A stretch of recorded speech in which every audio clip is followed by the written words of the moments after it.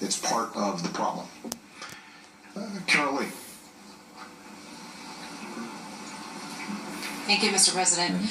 You mentioned San Bernardino and Orlando, and Americans have been warned that similar attacks could happen here in the United States. And obviously what happened this week in Minnesota and Louisiana and Dallas, these are not necessarily the same types of attacks, and the motivations may be different, but collectively they're having a real impact on the American public, and in that there's a real anxiety out there where people are genuinely afraid going about their daily lives doing routine things. Right. So my questions are, do you see any sort of common thread in these events? Is this sort of just a new normal? Is there anything that you can do about this? And what's your message to Americans who are genuinely afraid? Because the anxiety just seems to be getting worse, not better, and these attacks keep seeming to happen in much more regularity that wasn't a part of their experience even, say, a year ago. Well, Carol Lee, I do think we have to disentangle these issues. When it comes to terrorist attacks, people are understandably concerned, not just because of what's happened in the United States, but what happened in Brussels and what's happened in Paris and what's happened in Turkey and what is consistently happening in Iraq and Bangladesh and all around the world. And that's why the work that we've done with NATO and our counter-ISIL coalition and other partners is so vital.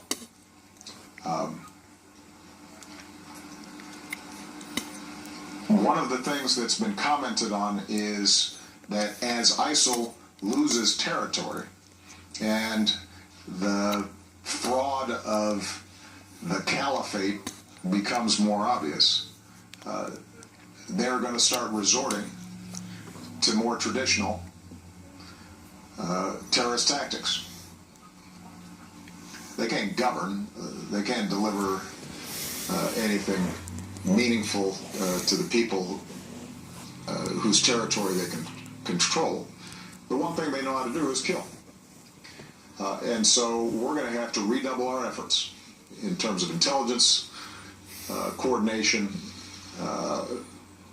our counter-messaging on extremism, working closely with Muslim communities, both overseas and in our own countries, to make sure that we are reducing the number of people who are inspired by their message or are in some coordinated fashion trying to attack us. And obviously we have built up a huge infrastructure to try to do that. The more successful we are in Iraq and Syria and Libya and other places where ISIL has gotten a stronghold, the weaker they are, the less resources they have, the less effectively they can recruit. But when individuals are willing to die, and they have no conscience and compunction about killing innocent people, they are hard to detect, and it means that we've got to continually up our game. Having said that, I think it is important to note just the success that we've seen in the last several weeks when it comes to rolling back Al-Qaeda. The liberation of Fallujah got a little bit lost in the news, but that's a big town. And with our support, the counter-ISIL coalition support, the Iraqi government was able to move through there quickly. They're now positioning themselves so that they can start going after Mosul.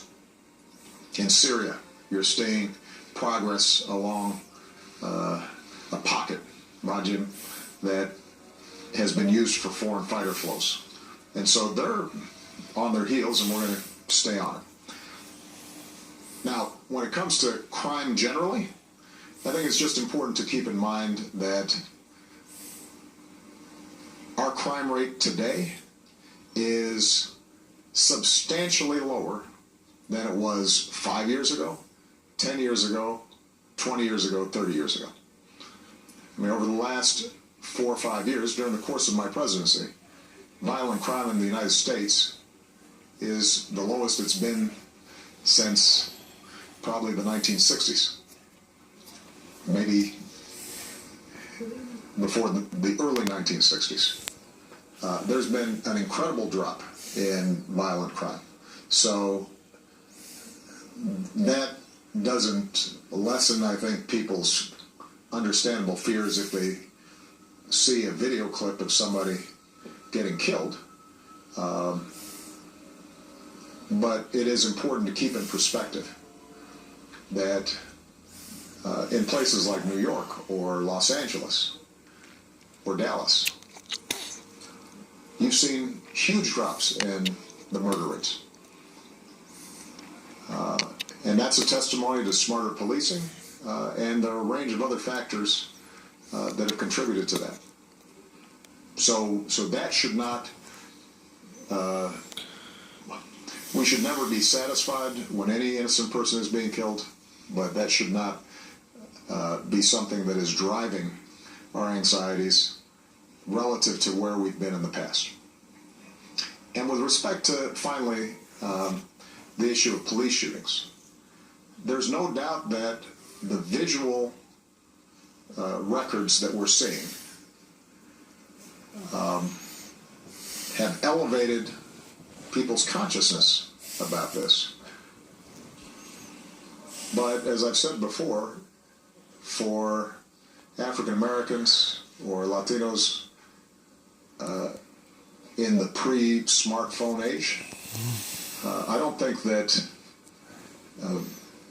people were not aware of the fact that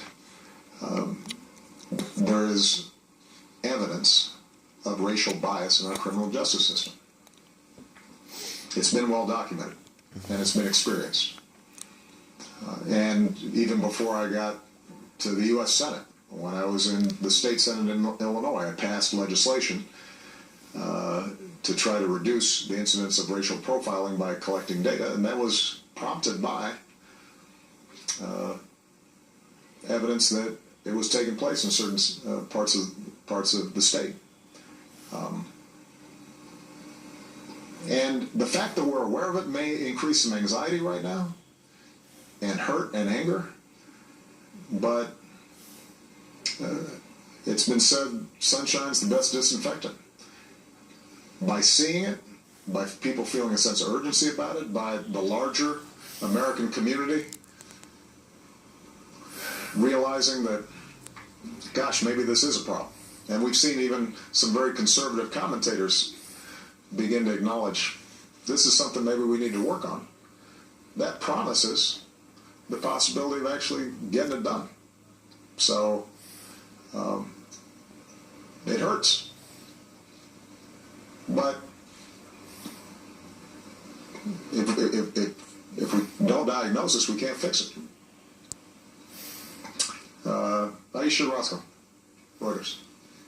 Thank you, Mr. President. As you come to the end of your term, there's a lot of talk about your legacy. I know